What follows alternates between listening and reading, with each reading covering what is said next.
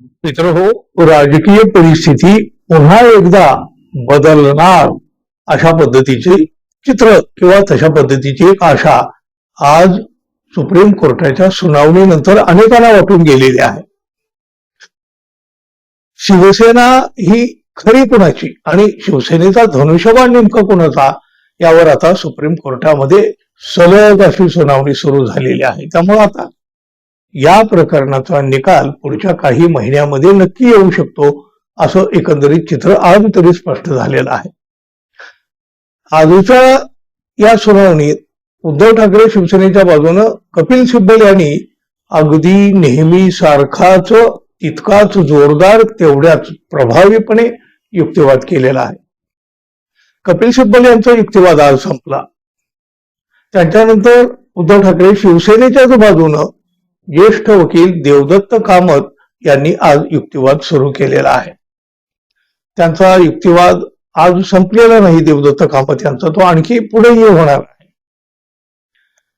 मागील 4-5 दिवसामध्ये किंवा ही सलग सुनावणी सुरू झाल्यापासून कपिल सिब्बल यांनी निवडणूक आयोगाच्या अक्षरशः चिंधड्या उडवलेल्या आहेत. चिंधड्या.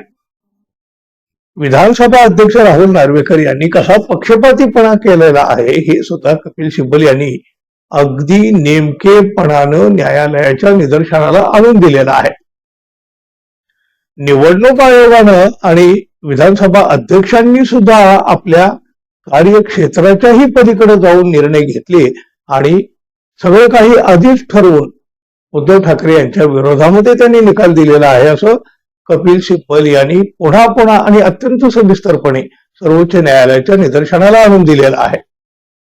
आणि त्यासाठी त्यांनी काही उदाहरणं दिली, काही घटना सांगितल्या, घटनाक्रम सुद्धा त्यांनी सांगितलेला आहे.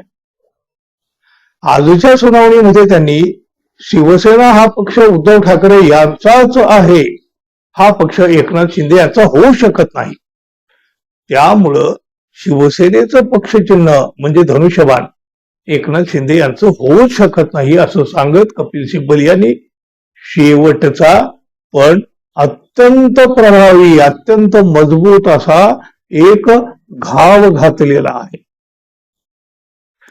त्याआधी निवडणूक आयोग आणि विधानसभा अध्यक्षांनी संविधानानं घालून दिलेले नियम कसे पायदळीत उडवलेले आहेत हे सांगण्याचा प्रयत्न या सुनावणीच्या वेळेला कपिल सिब्बल यांनी केलेलाच आहे. आजच्या सुनावणीत कपिल सिब्बल यांनी अनेक प्रभावी आणि महत्वाचे मुद्दे मांडले असले तरी पक्षाच्या चिन्हाबाबत त्यांनी सुप्रीम कोर्टाकडून एक मोठी मागणी केली. कपिल सिब्बल आपल्या युक्तिवादात म्हणाले, कृपया 10व्या अनुसूचीचा अर्थ असा लावू नका की यामुळं पक्षांतर करण्यास मुभा मिळेल, कारण तसं करणं हा एक प्रकारचा गुन्हाच ठरेल. कर्नाटक प्रकरणातील निकालातही हेच नमूद केलेलं आहे.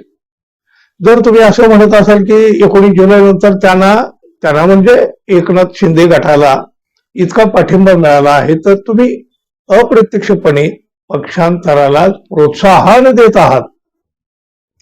मी माननीय न्यायालयाला विनंती करतो की शिवसेना हे नाव ठाकरे यांच्याच मालकीचं आहे आणि शिंदे गटाला पक्षचिन्ह मिळू शकत नाही असा निर्णय घ्यावा.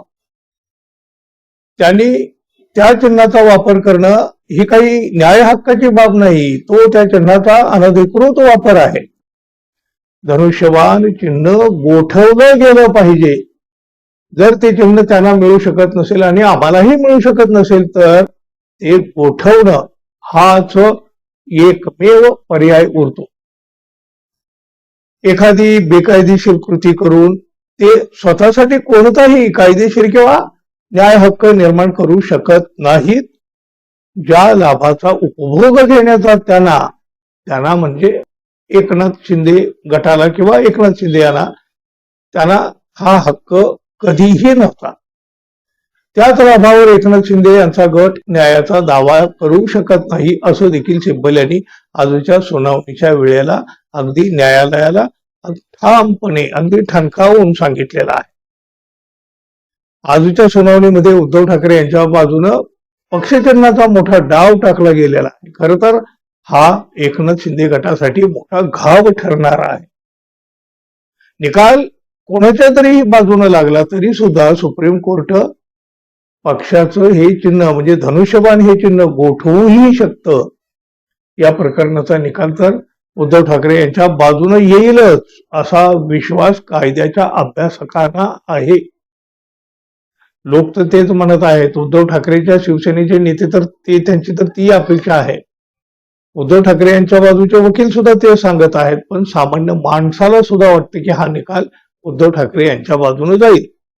आता काय होईल पुढं त्यासाठी आपल्याला वाट तर पाहावी लागेल. पण गुवाहाटीला गेलेल्या सगळ्या आमदारांच्या अपात्रतेवरही सुप्रीम कोर्टाकडून काही निर्णय घेतला जाऊ शकतो. तो निर्णय खूप मोठा असू शकतो. बघा, आजच्या सुनावणीच्या वेळेला न्यायमूर्ती बागची यांनी सुनावणीच्या वेळी सांगितलं अध्यक्षांची भूमिका, अध्यक्षांची म्हणजे विधानसभा अध्यक्षांनी जो निर्णय घेतला किंवा जी त्याने भूमिका घेतली ती अध्यक्षांची भूमिका कायद्याच्या विरुद्ध असेल तर आम्ही ती रद्द करू शकतो, यात आम्हाला शंका नाही. पण परिणामी आम्ही त्यांना म्हणजे त्या गुवाहाटीला गेलेल्या आमदारांना अपात्र घोषित करू शकतो का? आणि मग यावर देवदत्त कामत यांनी सांगितलं ज्या निकालामध्ये अपात्रता कायम ठेवण्यात आली त्यामध्ये माननीय न्यायाधीशांनी अपात्र ठरवलेलं आहे.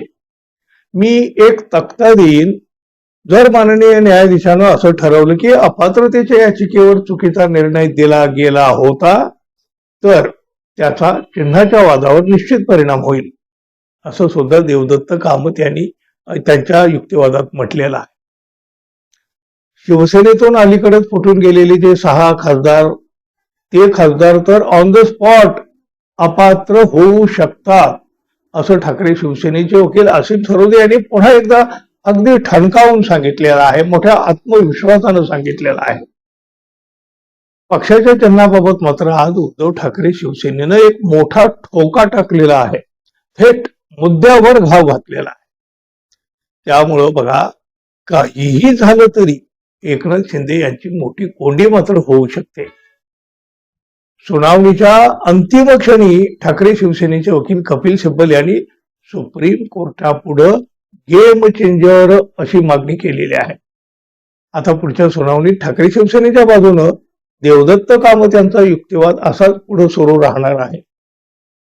पाहूया आता पुढच्या सुनावणीत आणखी काय काय होतंय ते आणि कुठले कुठले मुद्दे अशाच पद्धतीने गेम चेंजर ठरणारे कुठले मुद्दे आणखी या सुनावणीमध्ये समोर येत आहेत ते आपल्याला दिसायला.